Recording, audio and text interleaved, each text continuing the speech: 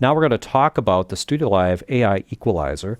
That's this section over here, kind of the final section of the fat channel that we haven't yet talked about.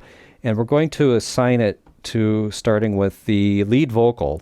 We'll turn the equalizer on, and let's just take a look at what we have here. We have a shelf button, and then this is frequency width. Sometimes width is called Q. It's kind of the narrowness of the band. In the middle is a good starting point. We also have gain, so we can turn up or down. So what's happening here is that on the low end, if I turn the low end on, I can turn the low end up or down like this. If I did that on something where we could really hear it, let's just take a look at the overheads, because you can hear the effect of these a little bit more on the overheads. I'll play back a little bit and then turn this up and down. You kind of hear the effect.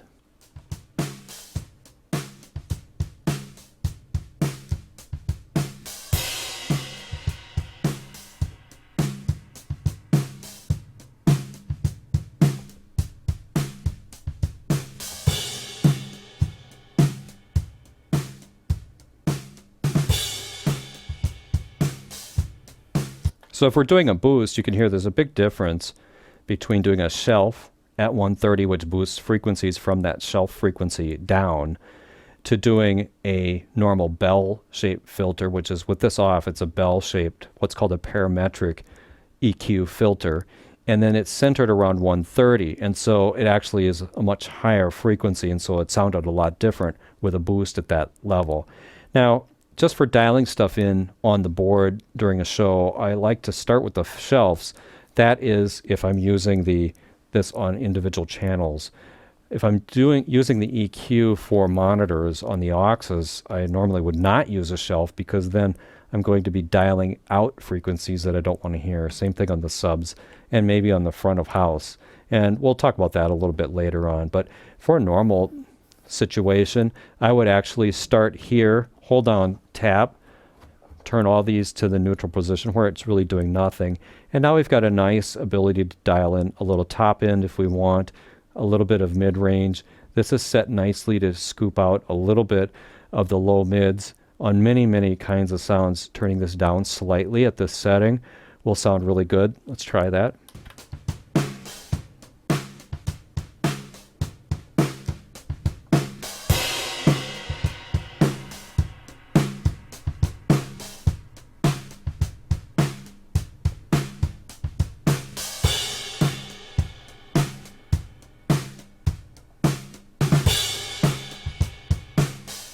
That gives you just a general idea of using the equalizer. Now we can tune the individual bands using the width and the frequency control. So let's take a look at a snare. We'll put it on the correct channel.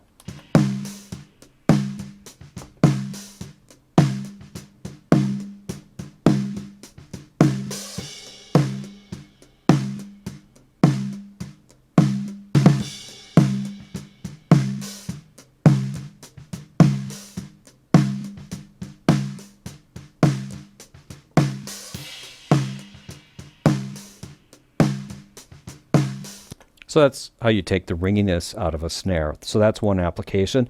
The other thing would be to maybe put a little top end on the lead vocal. So we'll give that a try over here. Oh, I'm done running. I think it's time to call this place home. So hold my hand and know that I stand right by your side in all these good and bad times. Oh, I'm done running. I think it's time. Now on a lead vocal, I would not normally use very aggressive settings for this Q control. I leave it kind of in the default position because it gives it a little bit more gentle quality when you do it that way. Any bands you're not using, you can turn off if you want. Now let's just take a look at a kick sound. For a kick, usually there's two parts. We want to bring out some of the low end, and then we want to also define the beater sound a little bit. So I'm going to turn the kick up, and we'll see if we can EQ that a little bit.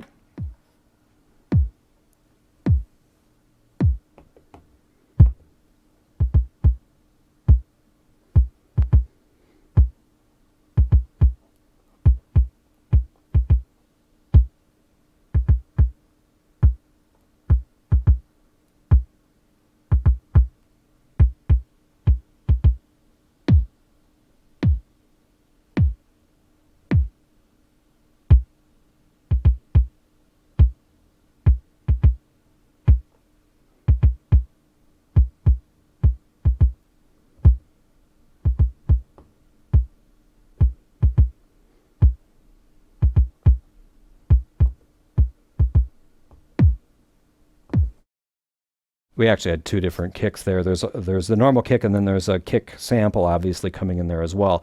That just gives you a little bit of idea. So with those EQ settings dialed in, I'm just going to bring the mix back up, and you can kind of hear that all of those little tweaks just add a little bit more finish to the overall mix. Stand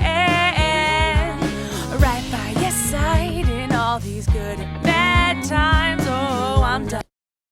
All right, so that's a summary of the Equalizer on the Studio Live AI board. Thanks for watching, and I'll see you in the next video.